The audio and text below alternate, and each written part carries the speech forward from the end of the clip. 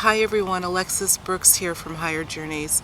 I hope you're having a beautiful day wherever you may be on this beautiful planet. I wanted to just take a minute or two to talk to you about a really interesting incident that happened to me just about a week or so ago. I was in the grocery store at the checkout counter, and I was behind a woman, an elderly woman, who seemed to be struggling a little bit with getting her groceries on the belt. I had noticed that she bought a lot of produce and apparently hadn't put them in any plastic bags or any kind of a bag. And she was struggling, so I said, well, let me get out of line and go to the produce section over here. It's right next door, and I'll grab some bags for her. And so I brought them back, and she looked at me very kindly and said, that was so nice of you. But a minute or so later, probably even less than a minute, another woman walked up behind me, and she looked at me, she said, I can't believe you did that. That was so nice of you.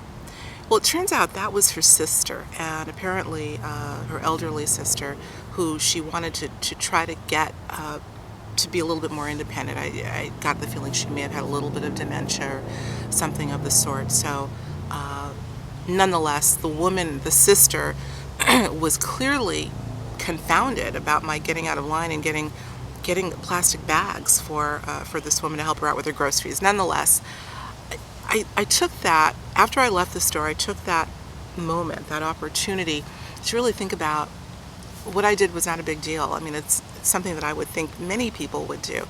But the fact that when you do an act of kindness and you see somebody so shocked about it, makes you wonder, are acts of kindness actually in short supply? You know, I've had a couple of other incidents, and I'm not what you'd call an act of kindness person every day, but I try to do when I can. I try to do things that will be helpful to people, little teeny things, even if it's a smile. If I see somebody that's frowning and maybe needs to have their day brightened up. But I remember another incident. I'm not a lottery player, but every once in a while I'll grab a quick pick lottery ticket. And we made the decision early on, if I'm going to do that, maybe spend $1 and do a quick pick, why not spend another $1 and give it to a stranger? So the first time I had done that, I had gone into a little variety store, and I said to the cashier, here's another $1, quick pick. When I leave, the next person that comes in, give them the ticket. Now, I'll never forget, he looked at me clearly confused. He didn't know what I was talking about, and I said it again. And he looked at me like I had two heads, and he said, are you sure? I said, well, absolutely. Nonetheless, hopefully he did that. And the next person that came in gave them the ticket, and maybe they'd win.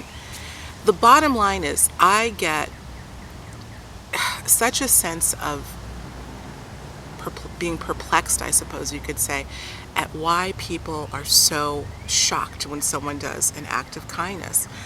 The bottom line is this really kind of built a framework for me and let me know acts of kindness, as much as they are being done all over the world, I'm sure, they're still in short supply. So that means we've got to do more little things. I don't care if it's leaving the quarter or a quarter in a meter for someone that's pulling up to a parking space, or maybe paying a toll. We've heard of these things before. They're called pay it forward. I think it's a beautiful concept. I think there's an urgency of now to do these things because there's so many things off kilter and so many things that aren't working.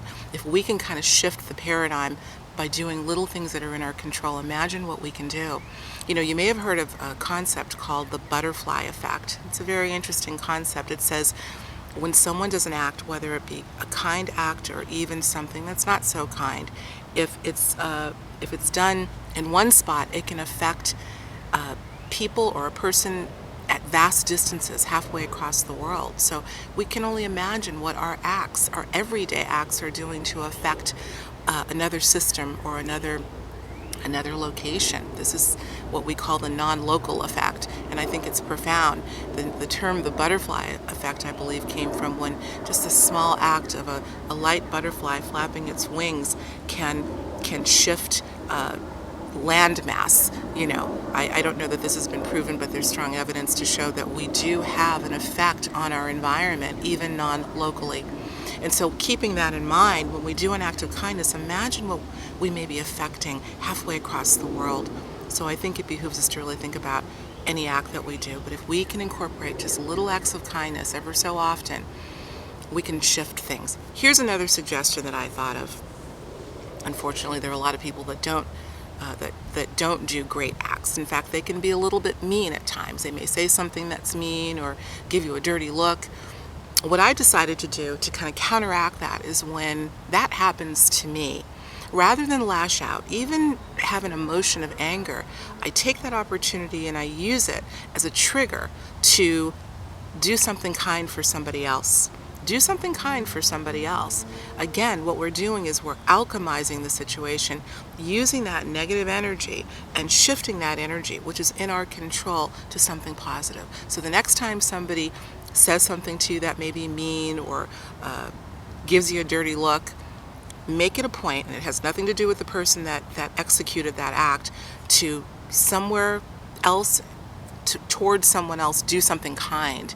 And I think over time we will shift the paradigm. It's in our control. A lot more is in our control than we think. So I just wanted to take this opportunity to share that little story with you. Acts of kindness, they are urgent. Now is the time, and the shift is in our control. So let's do what I know is in our control and what we're truly made of, and that's love. So I wish you all a beautiful act of kindness today. Thanks so much, and have a great day.